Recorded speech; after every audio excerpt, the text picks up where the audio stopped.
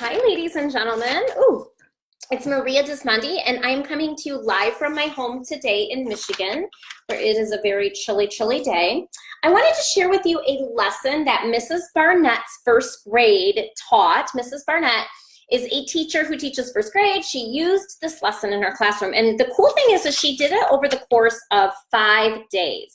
So what Mrs. B, and you can go to her blog, Mrs. B's First Grade, and you can search Pink Tiara Cookies for 3, and you will see this shared reading lesson plan, and it's free for you to use. So on day 1, what did she do? Let's see. Day 1, it was all about just simply reading the book to the students. Day 2, reading the book, going through the discussion guide for reading comprehension. So you will see that in the reader's guide that you can download free from my website, there are discussion questions. So there's before, during, and after reading questions. On day 3, they worked on retelling the story from beginning, middle, and end, and she used a retelling worksheet that you can find free online. On day 4, she started making connections. So she asked students to make connections from the book to their life. So how is this story connected to your life? And there's many different situations in the story that I think kids could connect to.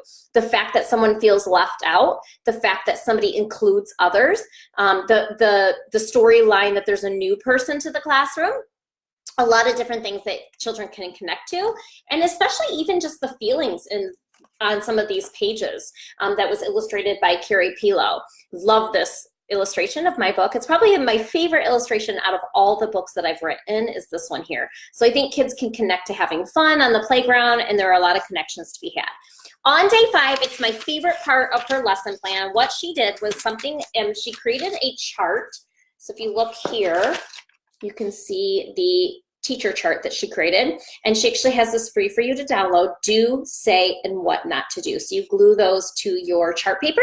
So you read the book and you talk about the story and you say, okay, what are things that we do want to do in friendship? So she included include everyone, include other people's opinions and ideas, treat others the way you want to be treated. What are things that you should say in friendship? So if somebody is not being kind to you, what are some things that you can say, right?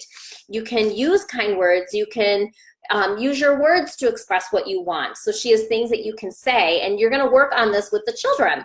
And the last thing is what not to do. So what are the things that happen in this story that you do not want to do in friendship? So Sammy gets very jealous and she excludes others in the story. So this is a really great lesson for you to use in your classroom. Again, it's from Mrs. B's First Grade. You can Google that. Search Mrs. B's First Grade lesson on Pink Tiara Cookies for 3. So I'm doing this every other week. I'm sharing lessons with you that teachers have created around my books that are free for you to use.